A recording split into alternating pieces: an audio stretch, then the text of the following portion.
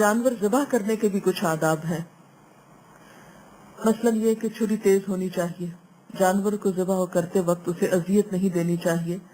हजरत शद्दाद बिन औस बयान करते हैं कि रसूलुल्लाह सल्लल्लाहु अलैहि वसल्लम से मैंने दो बातें याद की।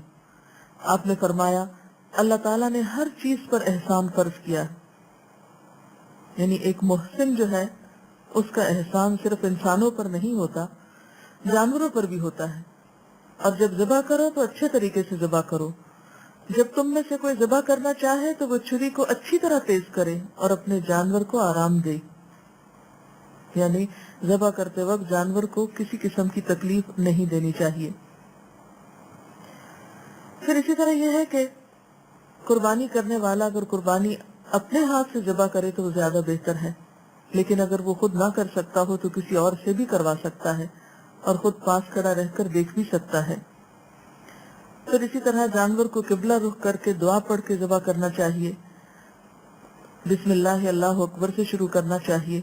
इसी तरह जो मजीद दुआ है वो है बिस्मिल्लाह अल्लाहु अकबर अल्लाहुम्मा मिनका वलका अल्लाहुम्मा तक़ब्बल मिन्नी। अल्लाह के नाम पर ज़िबा करता हूँ, अल्लाह बहुत बड़ा है। खुदाया मैं तेरी खुशनुदी के लिए ये कुर्बानी करता हूँ, तो इसे मुझसे कबूल फरमा ले। फिर इसी तरह कुर्बानी करते वक्त ये भी ख्याल रखना चाहिए कि कुर्बानी का गोश्त और खाल वगैरह इनका सदका किया जाए। गोश्त के बारे में तो ये है कि खुद भी खा सकते हैं और सदका भी कर सकते हैं, लेकिन खाल खुद नहीं रख सकते। खाल के बारे में हुक्म यही है कि उसे सदका किया जाए। इसी तरह अगर जानवर के गले में कोई रस्सी है या संगली है, ये जो भी उससे मुतल्लक चीजें हैं, उन सब का भी सदका कर देना चाहिए। जहाँ तक गोश्त की तकसीम का ताल्लुक है तो बेहतर यह है कि उसके 3 हिस्से किए जाएं। एक हिस्सा रिश्तेदारों को, एक हिस्सा गरीबों मिस्कीनों को और एक हिस्सा खुद। लेकिन अगर कोई शख्स किसी दूसरे को कुछ ना भी दे और पूरा खुद रखना चाहे तो ऐसा भी किया जा सकता है, यानी लाजिम नहीं है, फर्ज के दर्जे में नहीं है कि दूसरों को जरूर दिया जाए। और इसके बरक्स अगर कोई शख्स खुद कुछ भी नहीं रखना चाहता, सारा ही तकसीम करना चाहता है तो उसकी भी रुख्सत है। यानी इसमें कोई हार्ड एंड फास्ट रूल नहीं है कि इंसान उन 3 हिस्सों के बगैर कुछ और कर नहीं सकता। बेहतर यही है कि आसान तरीके से खुद भी रखे, दूसरों को भी दे, रिश्तेदारों का भी ख्याल रखे, जरूरतमंदों का भी रखे। लेकिन अगर ऐसा ना किया जा सके, इस तकसीम में कोई फर्क आ जाए तो उस पर कोई गुनाह नहीं है।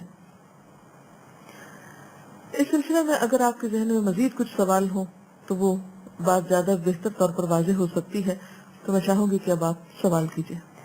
डॉक्टर साहबा, नबी अकरम सल्लल्लाहु अलैहि वसल्लम ने भी अपने हाथ से बहुत से ऊँट ज़िबा किए और इसी तरह अपने हाथ से ज़िबा करने की फजीलत भी है, तो क्या कोई खातून ऐसा करना चाहे तो वो कर सकती है? जी, आपने दुरुस्त फरमाया कि नबी सल्लल्लाहु अलैहि वसल्लम ने अपने हाथ से कुर्बानी की थी। और हकीकत भी यही है कि जो काम इंसान अपने हाथ से करता है उसकी बात ही कुछ और होती है। और कुर्बानी जब अपने हाथ से की जाती है तो उस वक्त एहसासात बिल्कुल मुख्तलिफ होते हैं। देखकर भी इंसान के अंदर मुख्तलिफ तरह के जज्बात होते हैं, लेकिन अगर अपने हाथ से की जाए तो और ज्यादा गहरे एहसासात होते हैं। अब इस सिलसिले में यह है कि मर्द तो अपनी कुर्बानी खुद कर लेते हैं या कर सकते हैं, लेकिन क्या अगर कोई औरत ऐसा करना चाहे तो क्या वो कर सकती है? जी हाँ, वो ऐसा कर सकती है। अगर आज के दौर में औरतें सर्जन हो सकती हैं, बड़े बड़े ऑपरेशन कर सकती हैं, तो एक जानवर क्यों नहीं ज़िबा कर सकती? लेकिन ऑब्वियसली हर औरत की इस्तिताअत नहीं होती या हर औरत में ऐसी हिम्मत नहीं होती। लेकिन जहाँ तक जवाज का ताल्लुक है तो इस सिलसिले में हमें एक रिवायत मिलती है जिसकी सनद भी सही है, हजरत अबू मूसा के बारे में, कि वो अपनी बेटियों को हुक्म देते थे कि वो अपनी कुर्बानियां खुद अपने हाथों से करें। नहीं, मना नहीं है, बल्कि उसके बरक्स एक सहाबी का अमल मौजूद है। और वैसे भी हम देखते हैं कि अहले इल्म का ख्याल यही है कि अगर इंसान खुद ना भी कर सके तो कम से कम कुर्बानी के वक्त पास रहे। लेकिन अगर किसी मजबूरी की वजह से कुर्बानी किसी ऐसी जगह हो रही है कि आप जा नहीं सकते या देख नहीं सकते या पास खड़े नहीं हो सकते, तो उसमें भी हर्ज नहीं है, कुर्बानी तो हो जाएगी। جی اور کوئی سوال؟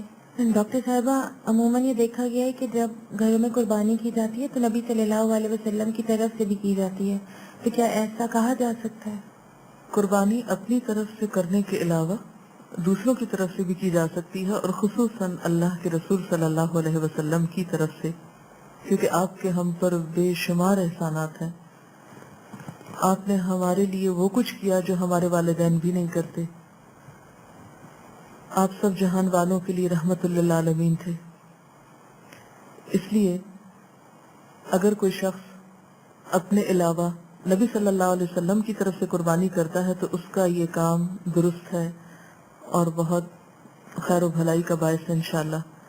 اور پھر آپ دیکھیے کہ ہم تو اب سوچتے ہیں کہ کریں یا نہ کریں، رسول اللہ صلی اللہ علیہ وسلم نے اپنی امت کی طرف سے قربانی کی.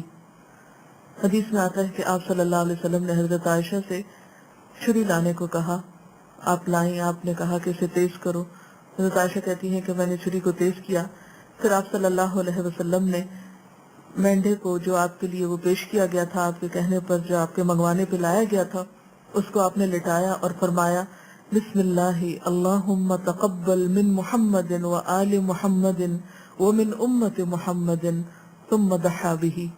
صحیح مسلم کی روایت ہے کہ نبی صلی اللہ علیہ وسلم نے جب وہ مینڈا ذبح کیا تو فرمایا اللہ کے نام کے ساتھ، اے اللہ محمد صلی اللہ علیہ وسلم، آل محمد صلی اللہ علیہ وسلم اور امت محمد صلی اللہ علیہ وسلم کی طرف سے اسے قبول فرما.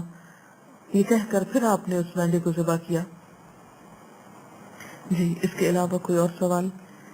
ڈاکٹر صاحبہ کیا والدین کی طرف سے جو وفات پا چکی ہیں ان کی طرف سے قربانی کی جا سکتی؟ جی ہاں، والدین کی طرف سے قربانی کی جا سکتی ہے، اور والدین کے علاوہ اگر کوئی اور رشتہ دار ہو، دوست ہو، عزیز ہو، کسی کو بھی آپ ثواب پہنچانا چاہیں تو اس کی طرف سے آپ قربانی کر سکتے ہیں. آج کل لوگ قربانی کی جگہ پیسے دے دیتے ہیں، تو کیا یہ عمل ٹھیک ہے؟ آپ کا سوال یہ ہے کہ کیا قربانی کرنے کی بجائے اگر وہ پیسے کسی غریب کو دے دیے جائیں تو کیا قربانی کا حق ادا ہو جائے گا؟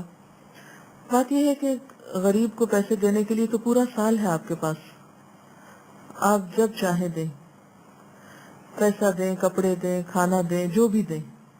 لیکن قربانی ایک ریچول بھی ہے، تو ریچول مخصوص طریقے پر ہی ادا ہوتے ہیں. یعنی اگر آپ اس وقت قربانی کرنے کی بجائے کچھ اور کریں تو وہ فائدہ نہ دے گا. اسی طرح ہم دیکھتے ہیں کہ نبی صلی اللہ علیہ وسلم یا صحابہ کرام سے کوئی ایسی سنت ہمیں نہیں ملتی کہ آپ نے قربانی کے موقع پر پیسے تقسیم کر دیے ہوں. ہم لوگ عام طور پر غریبوں کو بھولے رہتے ہیں، لیکن جب کسی فرض کے ادا کرنے کی بات ہوتی ہے یا کسی سنت کی پیروی کی بات ہوتی ہے تو اس وقت ہم اس کی بجائے کچھ اور چیزیں سجیسٹ کرنے لگتے ہیں. تو یہ طریقہ درست نہیں. اللہ تعالیٰ کے ہر کام میں ایک حکمت ہے. صرف پیسے کسی کو دے دینا، اس میں انسان کے جذبات اور قربانی کا وہ احساس اور وہ فیلنگز نہیں ہوتی. ایک خاص طریقے پر ایک چیز جب اللہ کے حضور پیش کی جاتی ہے، نظر کی جاتی ہے، قربانی کی جاتی ہے تو اس کے بہت سے فوائد ہوتے ہیں. یعنی صرف وہ صدقہ نہیں ہے، اس سے مقصود صرف کسی کو کھانا کھلانا نہیں ہے، یہ صرف کسی کی ضرورت پوری کرنا نہیں ہے، اس میں اور بھی بہت سی حکمتیں ہیں، ان کو بھی مد نظر رکھنا چاہیے. تو قربانی کرنے سے ہی ہوگی، پیسے دینے سے نہیں. جی کوئی اور سوال؟ ڈاکٹر صاحب عید قربان کو عید الضحیٰ بھی کہتے ہیں، تو اس کا درست تلفظ کیا ہے؟ جی ہاں، بعض لوگ عید الاضحیٰ کو عید الضحیٰ کہتے ہیں، جبکہ یہ عید الاضحیٰ ہے. اضحیٰ اضحیہ سے، لغت کے اعتبار سے عید الضحیٰ کہنا درست نہیں. اور عید الاضحیٰ کا معنی قربانی کی عید ہے، جبکہ ضحیٰ کا لفظی معنی ہوتا ہے چاشت کا وقت. تو چاشت کے وقت کی عید تو نہیں ہے، یہ تو قربانی کی عید ہے. اس لیے درست لفظ بولنا چاہیے. یا تو اردو میں آپ قربانی کی عید کہہ دیں، یا پھر عربی میں اگر کہنا چاہیں تو عید الاضحیٰ کہیں. اس کے ساتھ ہی ہمارے آج کے پروگرام کا وقت ختم ہوتا ہے. اجازت چاہتے ہیں. سبحانک اللہم و بحمدک نشہد ان لا الہ الا انت نستغفرک ونتوب الیک. والسلام علیکم ورحمۃ اللہ وبرکاتہ.